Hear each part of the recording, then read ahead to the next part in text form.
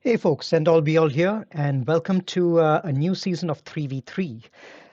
So it's been about it's actually not been that long. The last season before this season of 5v5 was a 3v3 session.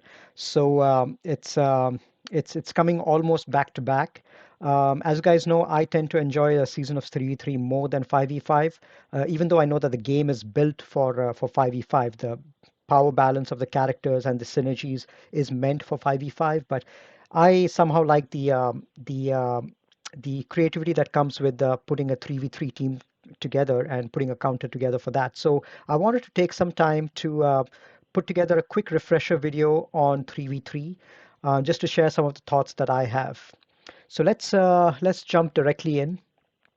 So what I'm planning to cover in this video is initially I'll cover a little bit about my own approach to 3v3, give you a little sort of a refresher course on the 3v3 season. Then we'll go on to talk about GL counters specifically and what you should do with the GLs, whether you should keep them in offense, defense, and what really counters GLs on defense best. Um, and then towards the end of the video, I'll start talking about my last season of 3v3, how I performed, how my defenses performed, what worked for me, what didn't work for me, and how I'm planning to translate that into the new season of 3v3. I'm also going to talk towards the end a little bit about some of the new characters which have come in, and like the Beskar Mando, Queel, IG-11, and how I'm planning to place them in the 3v3 season. So let's go ahead and get started. So my overall approach, and this slide that I'm presenting right now, I do have another dedicated video on 3v3 that I put out a few months ago. I'll leave a description on that I'll leave a video link in the description. Go ahead and feel free to check it out if you want to go through all of these points in more detail. But essentially, I've got a few main ideas that I wanted to communicate over here. First is efficiency is not as important in 3v3 as it is in 5v5. 5v5, the difference between a one shot and a two shot, just like in 3v3, is also 20 banners, but the amount of banners that you can get for efficiency within a single battle, it can be 60, it can be all the way down to 48. But in 3v3, the variance is much lesser. It's between 54 to 47, 48. And missing one battle, getting 20 banner difference in that one battle is much more impactful than missing a few banners and getting 51 instead of 54. So I would always err on the side of one-shotting all your opponents. Just focus on one-shots, and then you'll be fine in terms of putting up a decent score to put pressure on your opponent. Don't focus on maxing out the banners because there's really not much difference between 54 banners and 51 banners, where you get maximum protection or maximum health. So just go ahead and focus on one-shotting the team, and with that you should be more than enough. Preloading is actually a pretty decent strategy as well. If you feel that your opponent has really stretched you on offense and you're not able to take down your opponent's team with a lot of efficiency, then you feel that you have to go in with a second battle sometimes. So it's perfectly all right to preload or deliberately reduce cooldowns on a team or just kill the leader and then go back in and finish the job. You do lose 20 banners for going back in a second time, but sometimes that is much better than not clearing the board at all, because believe me, the number of times that you'll not be able to clear the board is much higher in 3v3 as opposed to 5v5. There's a way higher chance of full clearing in 5v5, and there's a way higher chance of preventing your opponent from full clearing you in 3v3, which is why if you get the chance to full clear, even if it means multiple battles, go ahead and do that. Faction synergy is not important. Kit synergy is important. And what do I mean by that? By faction synergies, there are a lot of full faction teams which comprise of all five characters like troopers or Ewoks or Night Sisters or Geonosians. All of these teams are way less effective in 3v3 as opposed to 5v5. Instead, kit synergies are much more important. So there are also a lot of duo synergies which are there, like Han and Chewie, Padme and Anakin, the Resistance heroes, for example, or Vet Han and Vet Chewie. There's tons, or even the latest ones, which is IG-11 and Quill. If you've got Piet and Vader, they make a very powerful duo as well. So there are a lot of these duos and trio synergies. Trio synergies, I would give an example of the Sith trio or Darth Revan, Malak, and Basti. There's very strong synergy between these. So rather than those full faction teams, you focus on those duos or trios which which really have tons of synergy. Those tend to do really well in 5v in 3v3. That's my my finding. And towards the end of the video, I'll give you some examples of some teams that I really like to go for, which display a lot of this kit synergy. And then the other thing is don't be afraid to go leaderless. There are tons of leaders in the game, but not all of them have got really good leadership. So what I'm saying over here is what I mean by this bullet point is don't be forced to put in a bad character as a leader just because they have a leadership ability. Sometimes it's okay to go leaderless and just because that third character has tons more synergy with the other two characters. So you'll see me doing a lot of this leaderless stuff as well in my defenses as well. What should you save on offense? Now here, I think that there are certain characters which are really suited for offense, and the first point I'd like to make over here is control characters. What do we mean by control characters? So there are characters with amazing debuffs like Thrawn with Isolate or Thrawn with Fracture or Treya with Isolate. These characters, I believe, you should always keep on offense. You've got Crew with a double turn stun. You've got Dooku with the stun and ability block on basic. There are certain characters which just are able to control the field so much better in a 3v3 setting. Those you'd always have to keep on offense, I would say. Ignoring taunt. Obviously, all the ones with the bounty hunter resolve are able to ignore taunt. So you've got Jango Fett, Boba Fett, Mandalorian, the original Mandalorian. You've got all these characters I always keep on offense. JKR is another good one, where whether it's a part of a GL counter or just a standalone JKR GMY team, the ability to ignore taunt is great in 3v3, and his value increases on offense as well.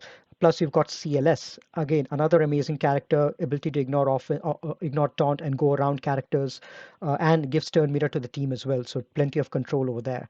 So CLS is again one of those characters which is great for ignoring taunt. Solo characters, tons of characters who are so powerful that they're able to solo even 5v5 teams, and in a 3v3 setting, their value goes up even more. So I would shift some of my better mods to some of these solo characters like Wampa. Obviously, there's going to be Malik. There's a Nest. There's Gas is a good solo as well. General Grievous, CLS, Scion, all these guys can be pretty good solo characters as well. And if you're going for Eternal Emperor and you've got your Dooku relic up, Dooku is again another amazing solo character. I would say even Ren, original Kylo Ren. Because of his ability to be immune to dots and exposures and all, and the ability to regain protection back with the Zeta, he's again another amazing solo character. So that's another thing that I think you should keep on offense. Dispellers. You've got you're going to have tons of buffs out there on the field, whether it's taunts or whether it's stealth and all of that, and your ability to reach the weaker characters is really enhanced if you have a dispeller in the team. By dispeller I mean people like IPD, for example, Scion, or Echo or Death Trooper. You've got tons of characters which dispel on basic as well, like Nest or Shark T or Nihilus, for example. So keep these characters in your roster on offense. Ahsoka is another great example as well. So keep these characters on offense so that you can really control the field and get around some of those taunts. If you're not able to ignore taunt, you can dispel the taunt. Anti-timeout characters. Now, what do we mean by anti-timeout? So this is basically in 3v3 you'll face these timeout teams which will have Jolie or some revivers or really tanky characters which are difficult to take down, which heal a lot or regain protection a lot. So for these you need a more permanent solution like Annihilate, like Nihilus with Annihilate, or Mando with a Disintegrate, or Savage or IPD with their ability to do massive damage. Those are, I think, characters that you should really keep on offense to be able to handle some of these timeout teams. And then finally, cleanup characters. You've got characters that you can take into like if you've preloaded turn meter and just taken out the leader or taken out one or two characters and you want to go in and clean up, cleanup is going to be way more common in 3v3 than 5v5s. So characters like Dooku, characters like Nest, high hitting characters, R2D2 with a stun on basic. You've got Droidica with a big damage in there, and obviously characters like Nihilus as well. All of those are great for cleaning up. So I would keep those on offense as well. And then again, what kind of characters do you want to save on defense? Now, for defense, similar to what I talked about on offense, there are certain characteristics that you should look for on your teams to look for keeping on defense. Meta teams are great to keep on defense, which are GLs and all of that. You have Ray is one of the best teams to keep on defense. Always problematic in 3v3. You're going to have Darth Revan squads with Darth Revan, Basti, and Malik. Those are always great to keep on defense as well, especially if you've got your Darth Revan really sped up. That's what I mean by meta. Now, speed. All the characters that you keep on defense, if you ideally have them at really high speed or with the leadership or unique abilities which give them the ability to start first, that is going to make it problematic for your opponent to take in good counters. That the number of counters that they can take in is really reduced if your characters on defense are extremely high speed. So whether you've got that's why I like to load high speed on my Shark T, for example, to be able to go first and enable the Jedi Knight Luke team to go fast. You've got the Night Sisters who can get tons of speed as well. You've got Rex who can give turn meter to everyone. You've got obviously your GLs who will go first. You've got Queel who can give turn meter to everyone if he's fast enough. And then you've got leadership abilities which give tons of turn meter as well, which is things like Basti lead or Maul lead. So be on the lookout for characters which can speed up your team that way. If you don't have characters which can speed up your team, go with pre-taunters or auto-taunters because you want to prevent you want to make it difficult for your opponent to be able to reach your high damage, weaker characters. And for that, you need to be able to have a lot of pre-taunters or auto-taunters in there, like L3 or Zombie or General Kenobi or Sith Trooper. Tons of pre-taunters out there which can make things a little difficult for your opponents. Stealth characters. Now, I always like to save a lot of characters which can go on stealth automatically or which give stealth on defense. So stealth characters would be characters like R2D2 is the best example, gives foresight and stealth. Amazing character to be kept on defense. You've got Acolyte, you've got Spy, you've got Dengar. Maul lead gives tons of stealth as well. Tons of good options over there. You've got a lot of individuals who can go into stealth slash damage immunity, like you've got Leia, you've got Sith Assassin, you've got Newt, you've got Droidica who can go into damage immunity and can make it problematic. So tons of good character on the stealth slash damage immunity category over there.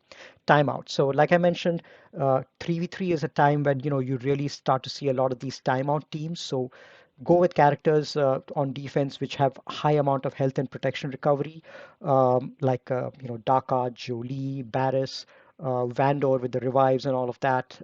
Even L3 with the Zeta, who can revive droids or at least equalize health with droids. So tons of good options out there to keep on defense. And finally, high damage characters.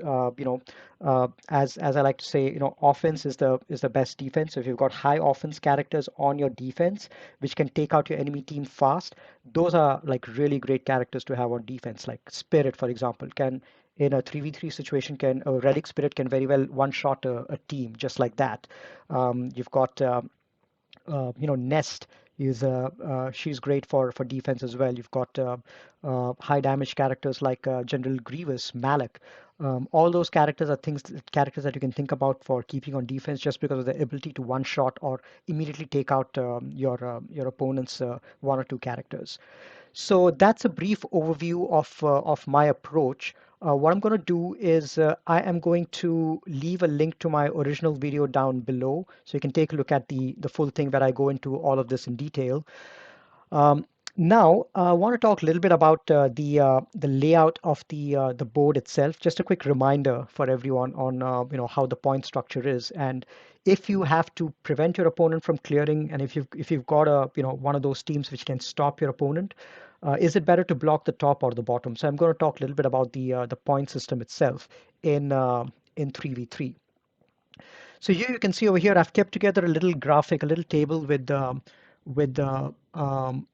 calculating the points that you can get if for a soft max. So if you go ahead and get maximum banners on each and every character zone, the maximum banners you can get with full health and full protection is 54 on the character zone, and about 66 I would say is the maximum on the ship zone if you take in all 7 ships and end with full health and full protection. So if you get 50, if you clear all the zones, get one shots everywhere, and get 54 and 66 banners on the characters and the ships, you will end with approximately 2682. So you get about 1,102 banners for setting your defense. For clearing all the different zones, you get about 854 banners. And then for getting 54 and 66 on the character, and for one-shotting the character and ship zone, you get another 726 to end with about 2,682. A more realistic score would be 2,650 to 2,660.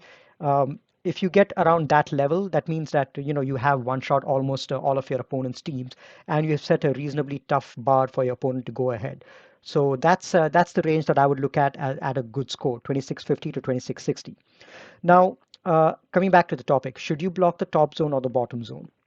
If you allow your opponent to clear the bottom zone and set a really tough team at the top with blocking the ships, the maximum banners that you can get is 20,000, 2,078. And if you clear the top and block the bottom zone, the maximum banners that you can get is 1976. So you can see over here with the calculations, you get approximately 100 banners less if you block the bottom zone and as opposed to blocking the top zone. So my advice would be, if you have a team which can block, and you're anticipating your opponent also to get you blocked on one particular zone, it's better to keep your tougher teams down south. A, because it gives you more points by blocking the south, and B, because you want what is behind the top zone is already decided. It's the ships. There's no surprise there. But what is in the south zone is a surprise. You don't know what kind of character teams you've got down there. So this element of surprise is another reason why you should really block the south zone, and to make it more difficult for your opponent.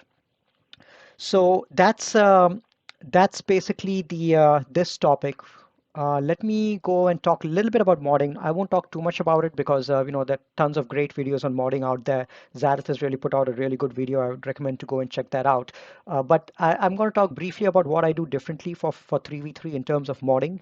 There are certain characters which it really makes sense to have high speed on them in 3v3. I shift a lot of good speed mods on my Darth Revan Basti as well as Shark T in a 3v3 setting, just because I always keep my Darth Revan team on defense. So if you've got them reasonably fast enough, they take a really good team to take out. And Shark T, because I always like to keep my Shark T with Jedi Knight Luke on defense with Old Ben or some other Jedi like that. And if I can get my Shark T up to like 330, 340 speed, then that makes a lot of counters difficult, especially the Vader counter. It makes it extremely difficult to pull off. And then there are certain other characters where I like to go with offense. So Ray in a 5v5 setting, I'd like to go with health, but in a 3v3 setting, especially if I'm keeping her on defense, offense modding is way better. I've had in my last 3v3 season, I've had SLKR counters fail against Rays, just because my Ray was modded for offense, and they were able to one-shot the SLKR when they did either the whirlwind or they came out of their well, actually not whirlwind, but when they came out of their ultimate. Nest is a character who I usually like to mod for tenacity, but in a 3v3 setting, I think having a high damage Nest is way better, way better. I still have a tenacity set on her, 6 tenacity sets, but the primaries I keep are critical damage and offense, both for the cross, the arrow, and the triangle. So that's something which I would recommend giving more offense to your Nest in 3v3. And I typically have my Jedi Knight Luke faster in 5v5, about 230, 240 for the SLKR counter.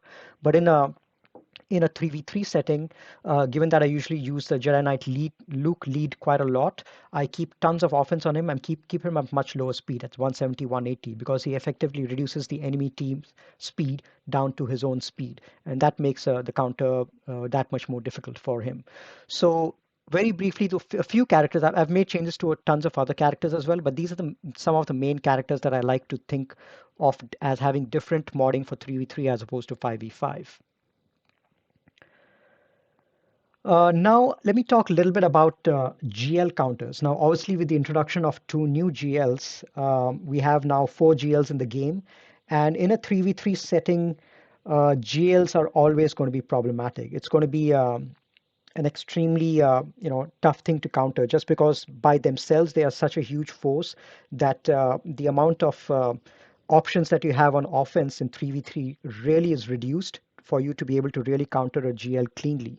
So first the question is, do you keep your GLs on offense or defense?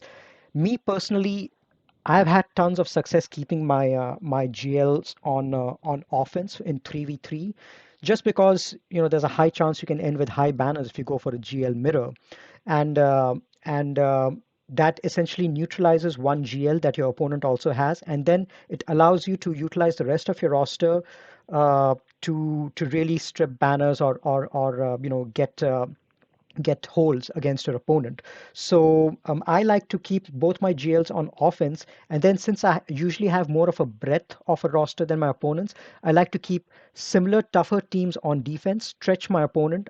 If preferable, I like to keep all 11 teams extremely tough, not even one single gimme team, but keep my GLs on offense, but keep 11 uh, really tough teams on defense and really stretch my opponent's roster and make them make a mistake on one or two teams, and that'll still allow me to full clear because I have two GLs on offense as well as some of the other cheaper teams that I can use as counters to take out my opponent's teams. So it'll still allow me to full clear, but I can still prevent the full clear or have my opponent slip up by keeping a uniformly tough defense. So that's going to be my goal. So having said that, let's talk a little bit about GLs on offense and defense and what we can really use to take out GLs on defense. I'm going to first talk about the GL counter options and then go on to the non-GL counter options for each of the GLs. Now, for Ray like when you take Ray on offense, there are various ways in which you can handle some of the opposing enemy GLs.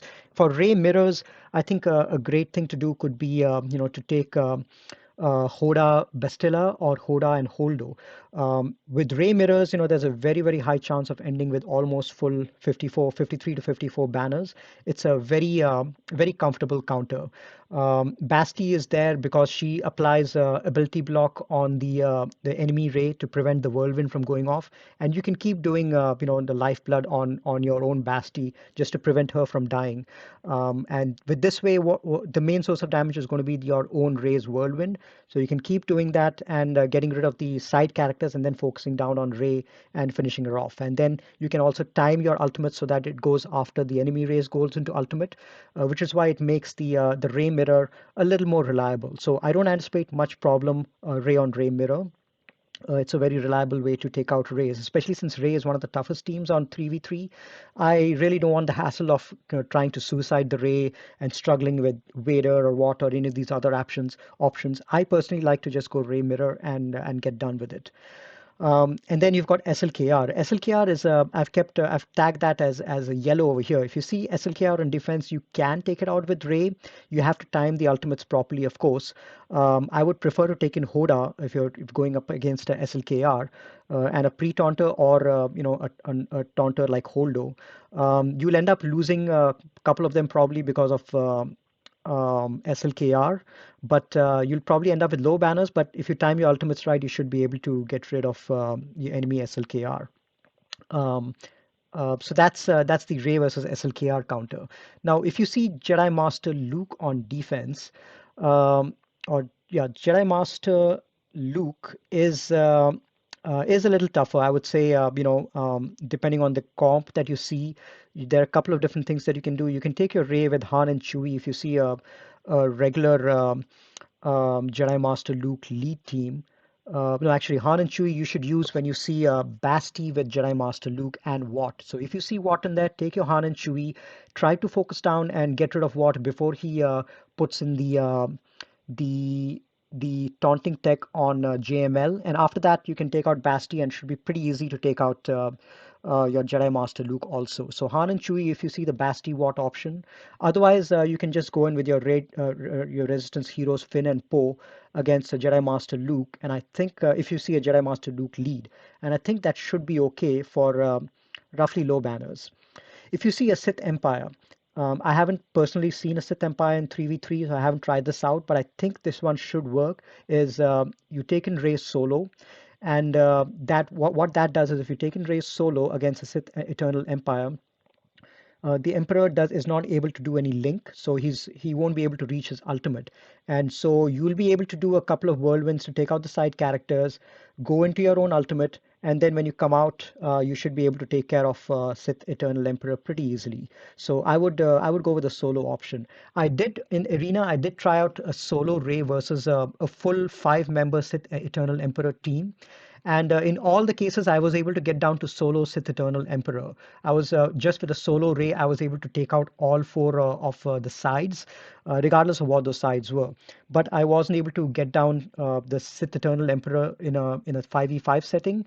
But in a 3v3 setting, I think there's more of a chance that Rey will be able to take care of a solo Sith Eternal take care of a 3v3 Sith Eternal Emperor team.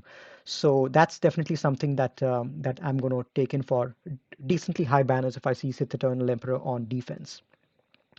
Let's talk about SLKR. Now, one caveat over here, I personally don't have SLKR, so whatever opinions I'm giving over here is either looking at other people's videos or just listening to some of my friends and buddies talking about SLKR on offense in 3v3. So, but in my opinion, SLKR is typically low banners in 3v3, except if you take him as a solo option against Sith Eternal Emperor, where just the same idea as with Rey. You take him solo so that Sith Eternal Emperor is not able to do the link ability. Plus, SLKR is already a very hard counter to Sith Eternal Emperor, so that's probably the only case where you'll end up with really high banners with SLKR. In all other cases, especially against JML, it's a little dicey because JML tends to be a hard counter to SLKR. But there are ways in which you can beat Rey, SLKR Mirror, and JML teams, but you're probably going to end with low banners.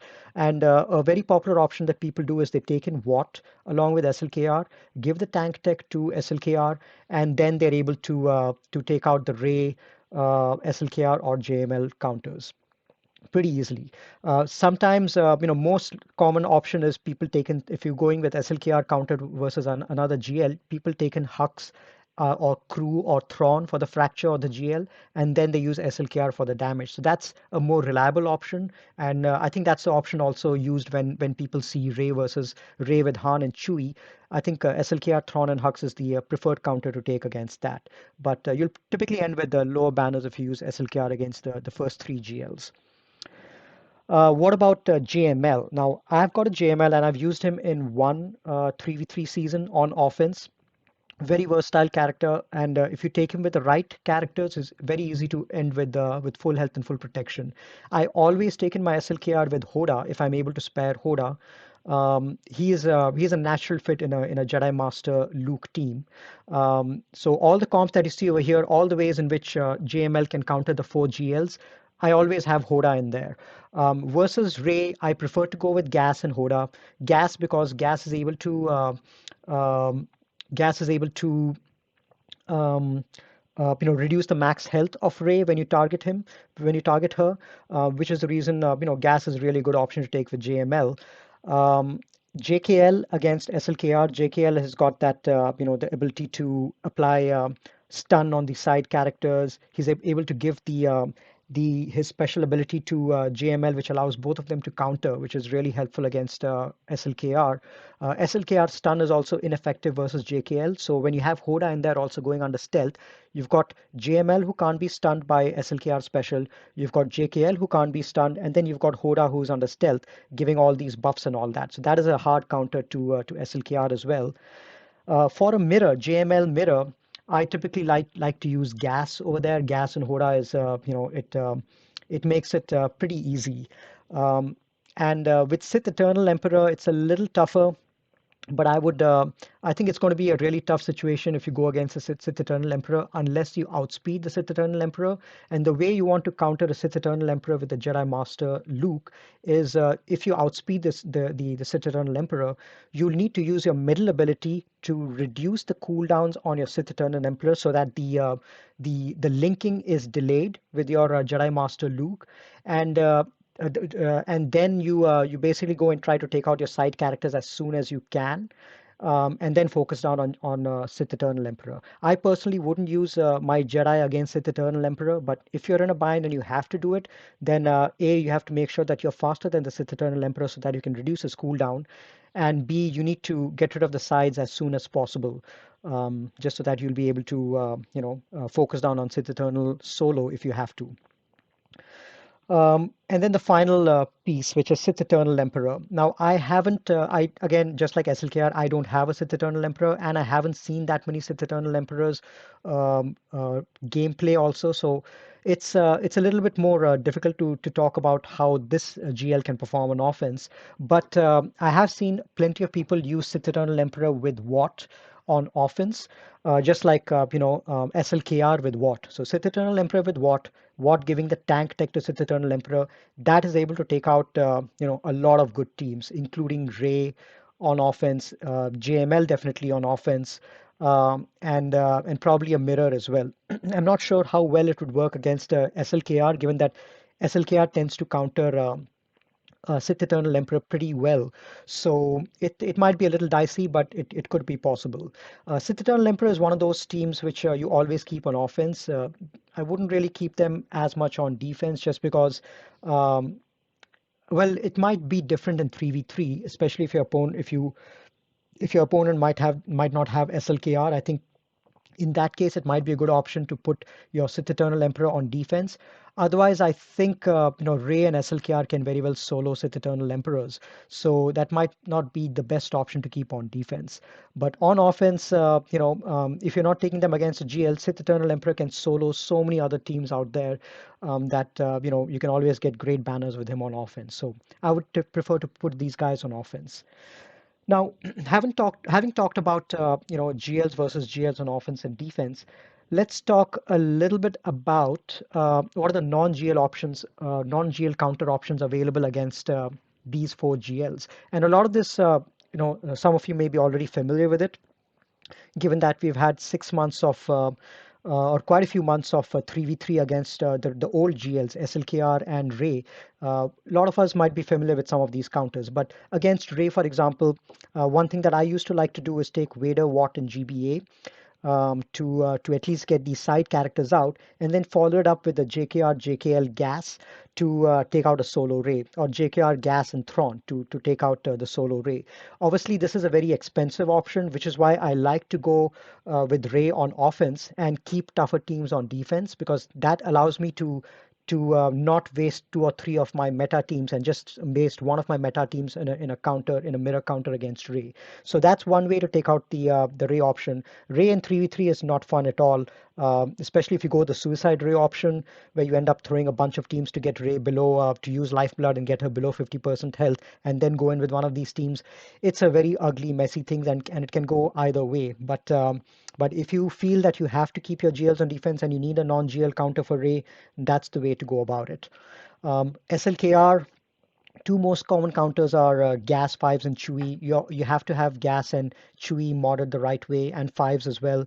You need to be able to give fives the guard from Chewie. But again, this team also breaks up two different teams. It breaks up your rebel team, and it breaks up your gas team. So depending on how you want to use it, you can save this on offense if you've got the characters modded right.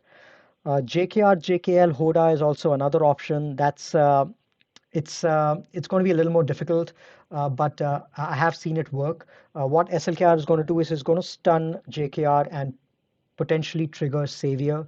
JKR is going to get a turn and pass it around to JKL, who will stun everyone else. And it's similar to the 5v5 counter option, and it has been known to fail, but at the least, you will only be left with a solo SLKR that you can clean up with Thrawn plus high damage characters.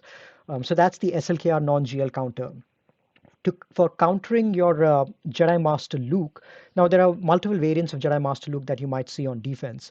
If you see the Jedi Master Luke lead, if you've got a good DR team, you should be able to take it out no problem at all. So DR, Malik, and Basti, if they're decently sped up, if they've decently relicked up, you should be able to take that against a Jedi Master Luke team and control them with fear, and because they're not going to be able to be ability blocked, they're not going to be able to be stunned by Jedi Knight Luke. So the DR team is the best option if you've got Jedi Master Luke lead on defense. If you've got Basti lead with Watt in there, that makes it a little more tricky.